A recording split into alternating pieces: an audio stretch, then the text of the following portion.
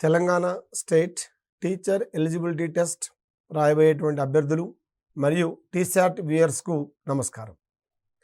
ఈరోజు మనం TET paper 2 science పెడగాజీలో భాగంగా బోధనా లక్ష్యాలు, విలువలు, NCF 2005, SCF 2011 గురించి తెలుసుకుందాం. పేపర్ 2 సంబంధించినటువంటి సిలబస్ కూడా మనకు ఆల్రెడీ మీకు అవేరే ఉన్నారు. ఇది లాస్ట్ మనకు ఉన్నటువంటి పిల్లల అభివృద్ధి బోధనా శాస్త్రము, భాష 1, భాష 2 ఇంగ్లీషు. తర్వాత 4వ పాయింట్కి వచ్చేసి మనకు గణితము మరియు సైన్స్ సంబంధించి మనకు పెడగాజీ మనకు 6 మార్కులకు వస్తుంది. దీంట్లో మనం ఇంకా క్లారిటీ కనుక చూసినట్లయితే సైన్స్ 30 మార్కులు, గణితం 30 మార్కులు. ఈ 30 మార్కులలో విషయానికి 24 మార్కులు, అదే రకంగా సైన్స్ బోధనా శాస్త్రము బోధనా పద్ధతులకు 6 మార్కులు మనకు సిలబస్లో ఇవ్వబడ్డాయి. అయితే మనం ఇక్కడ గుర్తుపెట్టుకోవాల్సిన అంశం ఏమిటి అంటే సైన్స్ బోధనా శాస్త్రము బోధనా పద్ధతుల యొక్క 6 మార్కులే కాకుండా చైల్డ్ పెడగాజీ సంబంధించినటువంటి చైల్డ్ డెవలప్మెంట్ పెడగాజీలో వచ్చే ఈ బోధనా పద్ధతి సంబంధించి కూడా అప్పుడప్పుడు ఇలాంటి ప్రశ్నలు కూడా అక్కడ ఇస్తూ ఉన్నారు. సో మనకి ఈ ఎపిసోడ్లో మనం సైన్స్ పాఠ్యపుస్తకాలు, పాఠ్య నిర్మాణ క్రమం, science curriculum, NCF 2005, SCF 2011, RTE 2009 బోధనా లక్ష్యాలు, విలువల గురించి డీటెయిల్డ్గా తెలుసుకుందాం.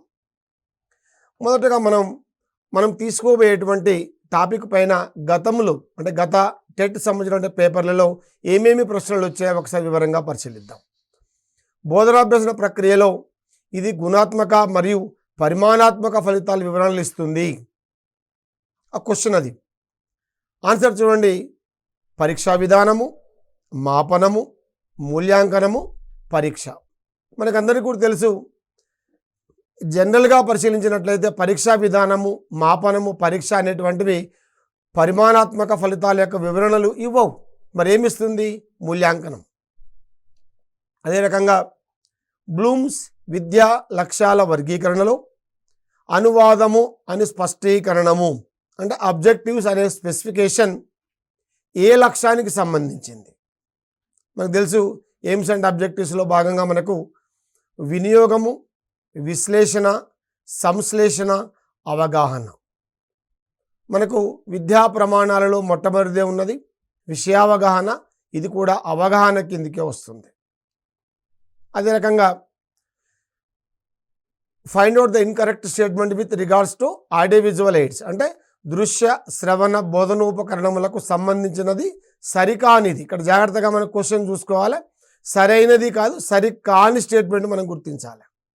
ఇవి విద్యార్థులను ప్రేరేపిస్తాయి. రెండోది, ఇవి మూర్తము నుండి అమూర్తానికి అంటే కాంక్రీట్ టు అబ్స్ట్రాక్ట్ అనే సూత్రానికి అనుగుణంగా ఉండవు. ఇవి అభ్యసనాన్ని వేగవంతము చేస్తాయి. అదే రకంగా 4వది, సాధారణ కంటితో చూడలేని వాటిని చూపడానికి దోహదపడతాయి. ఇక్కడ మనకు సాధారణంగా తెలుసు, మనకు కాంక్రీట్ టు అబ్స్ట్రాక్ట్ అనేటువంటి విషయానికి మనకు ఆడియో విజువల్ బెస్ట్ ఎగ్జాంపుల్. సరి కానిది అన్నాడు కాబట్టి 2వది మనకు ఆన్సర్ అవుతుంది. 3వ చూడండి, విజ్ఞాన శాస్త్ర ఉత్పత్తి ఈ విధంగా సూచింపబడుతుంది. దీంట్లో ఏం తీసుకుంటున్నాం మనం ఆన్సర్లు? శాస్త్రీయ పద్ధతులు అన్వేషణ, ప్రోగు చేయబడిన మరియు క్రమబద్ధం చేయబడిన జ్ఞానం, 3వది శాస్త్రీయ వైఖరి, 4వది దత్తాంశ సేకరణ. అంటే ఒక సైన్స్ ఒక ప్రొడక్ట్ ఏ విధంగా ఉంటుందంటే మనకు accumulated and systematised body of knowledge అంటే ప్రోగు చేయబడిన మరియు క్రమబద్ధం చేయబడినటువంటి జ్ఞానము ఆ యొక్క ప్రొడక్ట్గా మనం చెప్పబడుతుంది. ఇది ఆన్సరు. అదే రకంగా ఇది విజ్ఞాన శాస్త్ర ఉపాధ్యాయునికి తగిన పాత్ర కాదు అంటే not a role of science teacher. 1 facilitator అంటే సౌకర్యకర్త, 2 ఫైనాన్సియర్, 3 మేనేజర్, 4 కౌన్సిలర్. మనం ఒక సైన్స్ టీచర్గా విద్యార్థికి ఫెసిలిటేటర్గా ఉంటాం, సౌకర్యకర్తగా ఉంటాం, విషయాలని ఆర్గనైజ్ చేసే మేనేజర్గా ఉంటాం, మరి తగిన గైడెన్స్ ఇచ్చేటువంటి కౌన్సిలర్గా ఉంటాం. అంతే తప్ప విద్యార్థులకు మనం ఫైనాన్సియర్స్ కాదు. కాబట్టి ఫైనాన్సియర్ అనేది ఇక్కడ రైట్ ఆన్సర్. ఇది చూడండి. దీనిని కేంద్రంగా చేసుకొని బోధనాభ్యసన ప్రక్రియను నిర్వహించాలని NCF 2005 సూచించింది. మనం దీని గురించి డీటెయిల్డ్గా మనం డిస్కస్ చేద్దాం.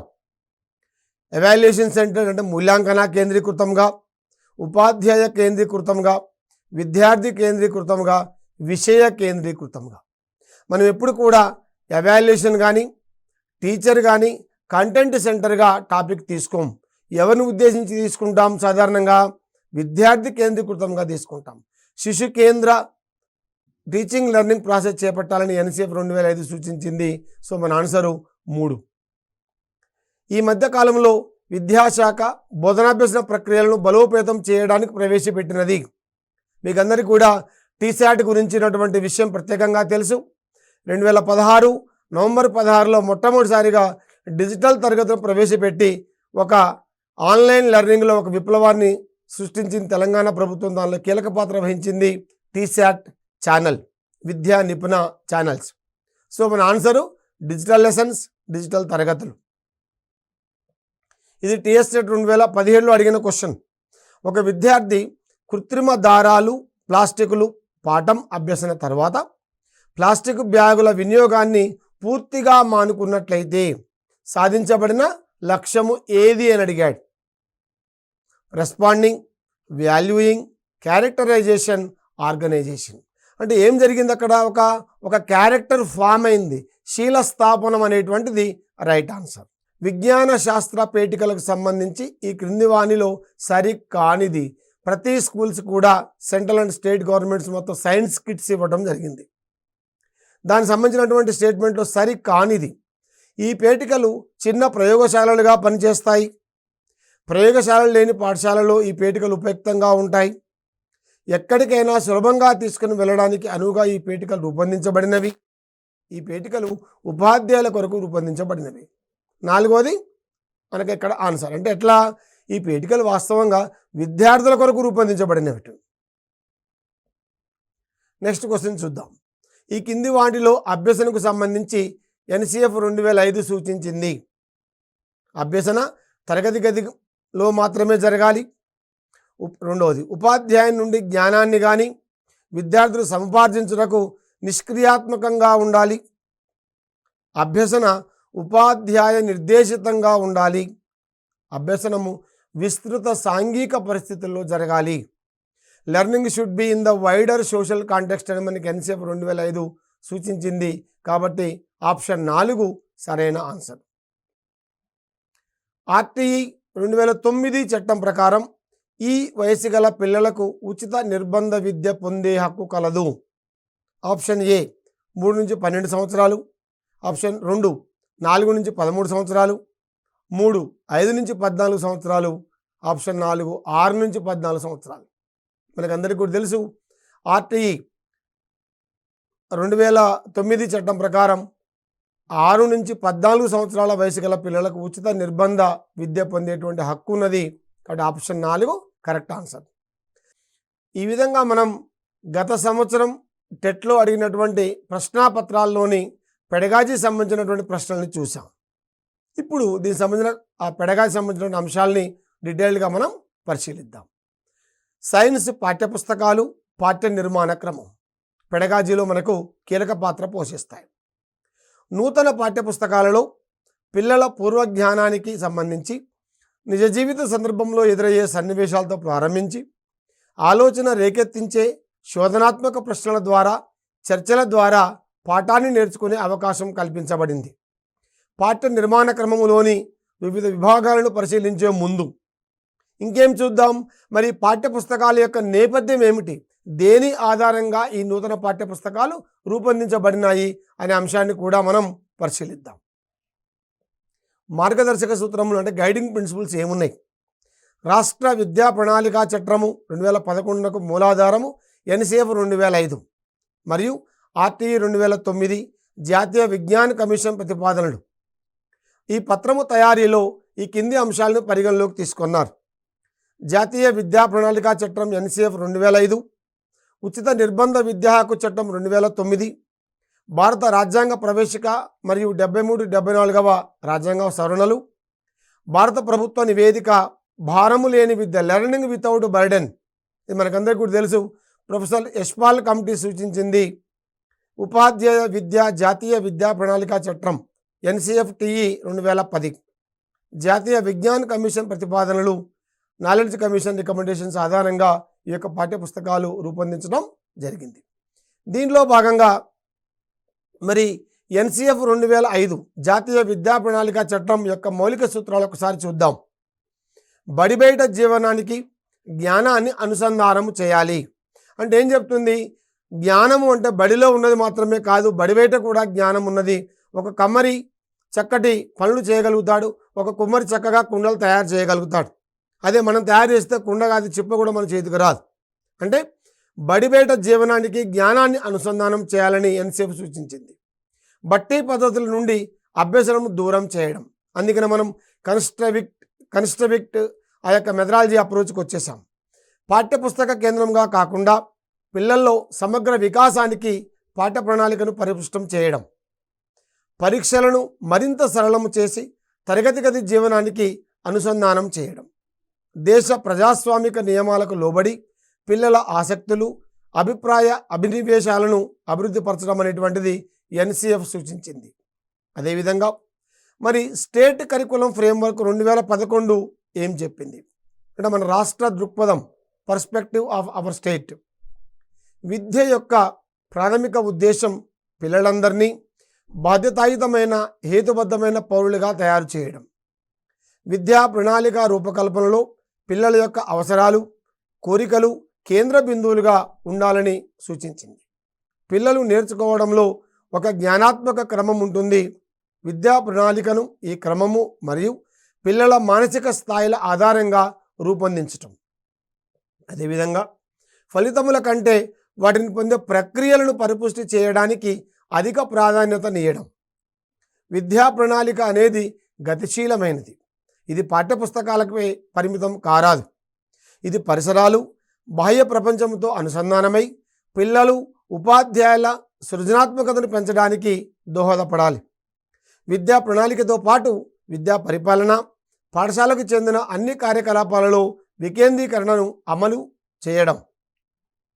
అదేవిధంగా ఉపాధ్యాయ విద్యా జాతీయ ప్రణాళిక చట్టం అంటే national curriculum framework teacher education 2010. ఉపాధ్యాయ విద్య జాతీయ ప్రణాళిక చట్టము ముఖ్యంగా పూర్వ బోధన ప్రీ సర్వీస్ ఎడ్యుకేషన్ను శక్తివంతం, సమర్థవంతం చేయడము సూచించింది. మనకందరికీ కూడా తెలుసు, బిఎడ్ 1 year కోర్సు ఉండే గతంలో, తర్వాత 2 years కోర్సుగా మార్చడం జరిగింది. ఉపాధ్యాయుల వృత్యంతర శిక్షణలో వృత్తి నైపుణ్యాలను పెంపొందించడం, విద్యా ప్రణాళిక, పాఠ్య ప్రణాళిక అమలులో పరిశోధనలు జరిపి వాటిని మూల్యాంకనం చేయడం, ఉపాధ్యాయుల సంసిద్ధత మరియు వృత్తిపరమైన నైతిక విలువలను పెంపొందించడం అంటే కంటిన్యూస్ ప్రొఫెషనల్ డెవలప్మెంట్ పైన దృష్టి పెట్టాలని ఎన్సిఎఫ్ టీఈ 2010 సూచించింది. విద్యా హక్కు చట్టం 2009 ఆర్టీఈ 2009గా మనం చెప్పుకుంటాం.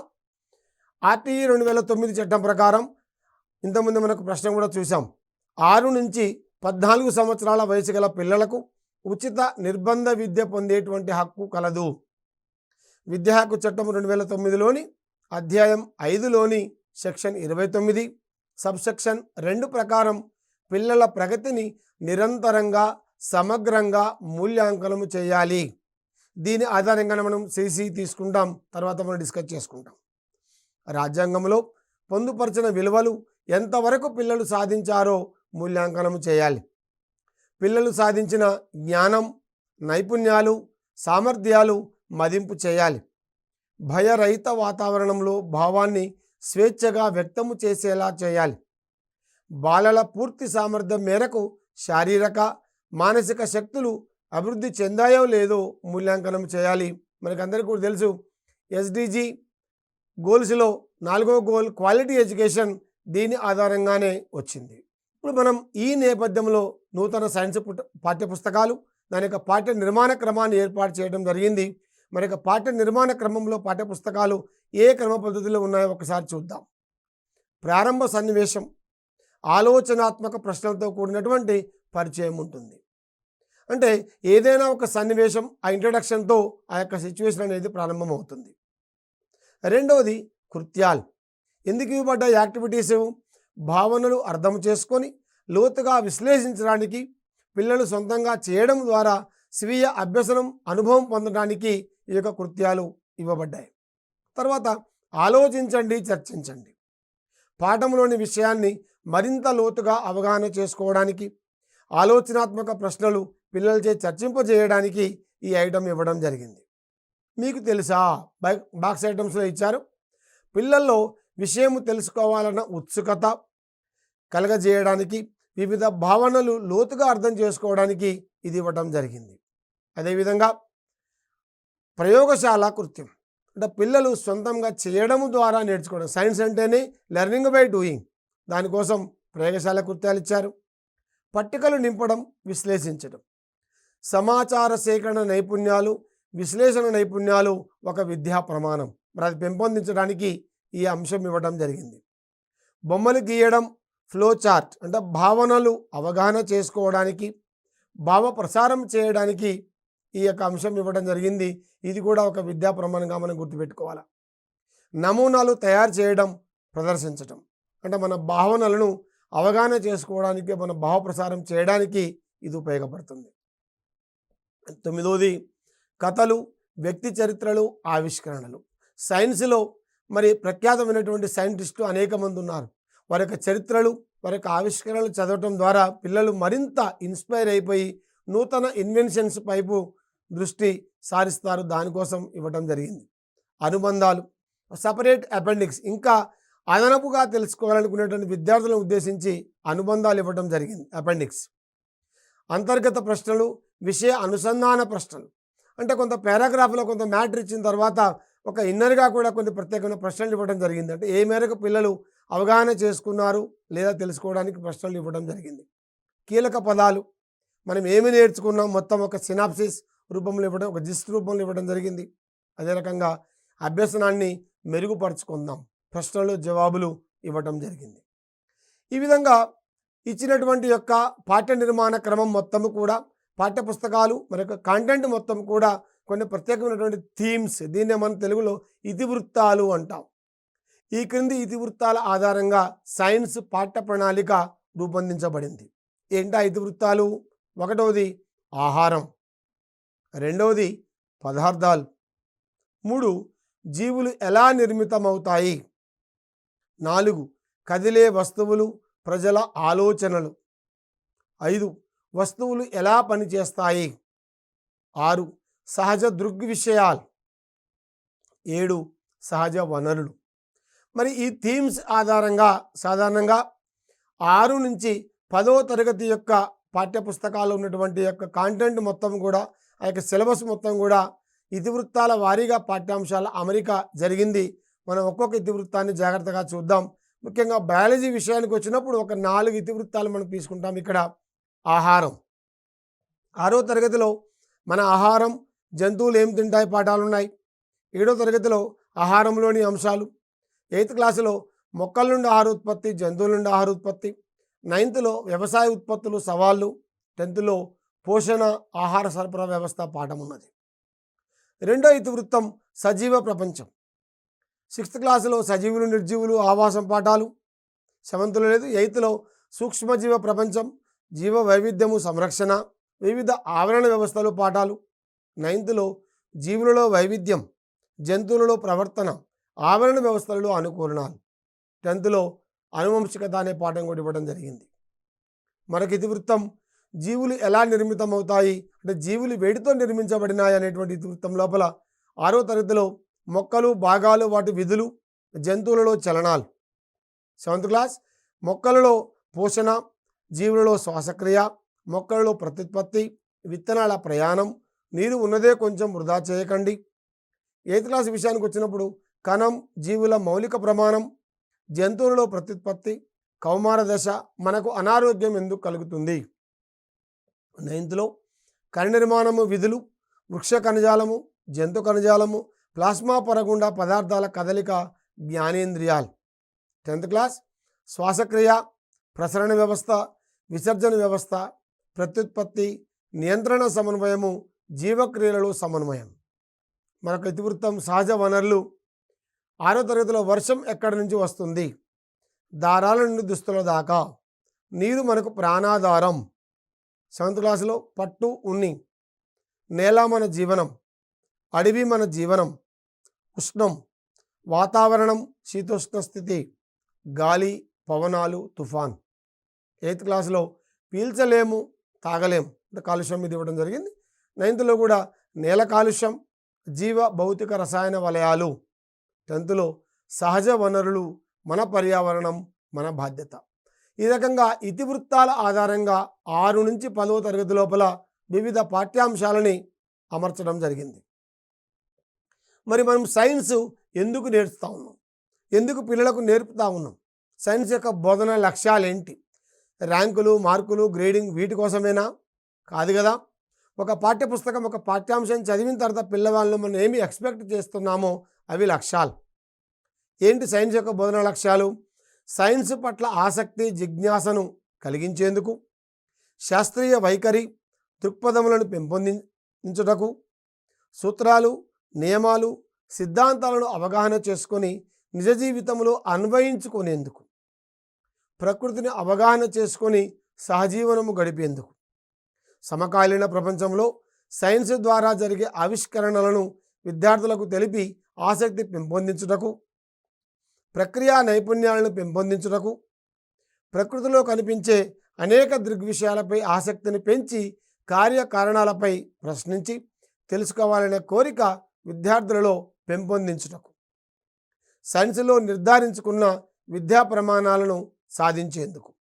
ఇవన్నీ కూడా సైన్స్ యొక్క బోధనా లక్ష్యాలు. అంతేగాని సైన్స్ చెప్పడం ద్వారా ఈ పాఠం అయిపోయింది, సిలబస్ అయిపోయింది, మార్కులు, ర్యాంకు, గ్రేడింగ్ కాదు. ఎందుకంటే ఇది క్వశ్చన్లు వస్తూ ఉంటాయి.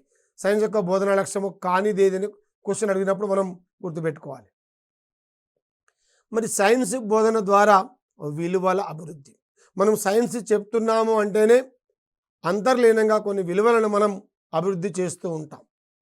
పాఠశాల విద్యలో 6, 7 తరగతులలో సామాన్య శాస్త్రము, 8, 9 తరగతులలో జీవశాస్త్రము, భౌతిక రసాయన శాస్త్రముగా సైన్స్ బోధన నిర్వహణ జరుగుతున్నది. సైన్స్ బోధన ద్వారా విద్యార్థులలో ప్రధానంగా సాధించాల్సిన లక్ష్యాలు: శాస్త్రీయ వైఖరి, శాస్త్రీయ దృక్పథం పెంపొందించటం, దృగ్విషయాల కార్యాచరణ సంబంధాలను గుర్తించడం, అంటే కార్యకారణ సంబంధాన్ని, కాజ్ అండ్ ఎఫెక్ట్ను గుర్తించగలగాలి పిల్లలు. ప్రకృతి గురించి అవగాహన పొందడం, ప్రక్రియా నైపుణ్యాలను పెంపొందించడం, వీటితో పాటు శాస్త్రీయ విలువలు పెంపొందించడం.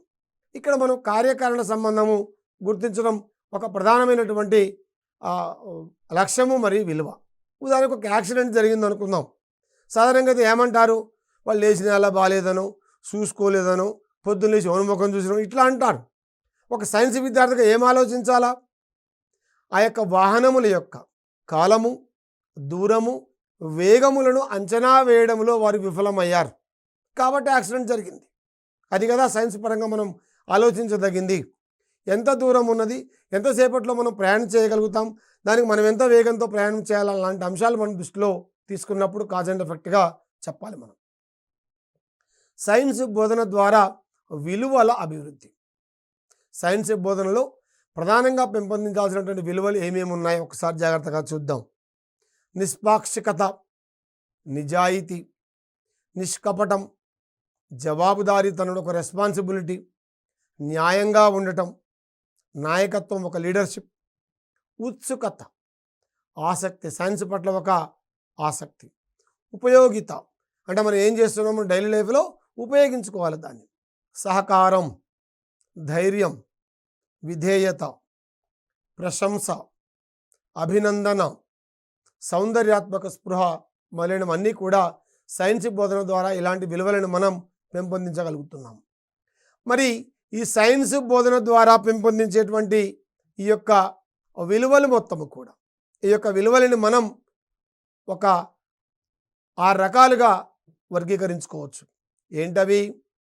ప్రాయోజిత విలువలు, సాంస్కృతిక విలువలు, క్రమశిక్షణ విలువలు, సౌందర్యాత్మక విలువలు, నైతిక విలువలు, మానసిక విలువలు.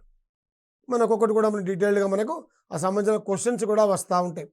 ఉదాహరణకు కల్చరల్ వాల్యూస్, సైన్స్ పట్ల మనం ఏ ప్రాంతానికి వెళ్ళినా కూడా ఆ సైన్స్ యొక్క డెవలప్మెంట్లో, మన యొక్క ఆహారపు అలవాట్లలో, ఆయా ప్రాంతం యొక్క ఆచార వ్యవహారాలు, ఆ ప్రాంతంలో దొరికే ఆహారం ఆధారపడి ఉంటుంది.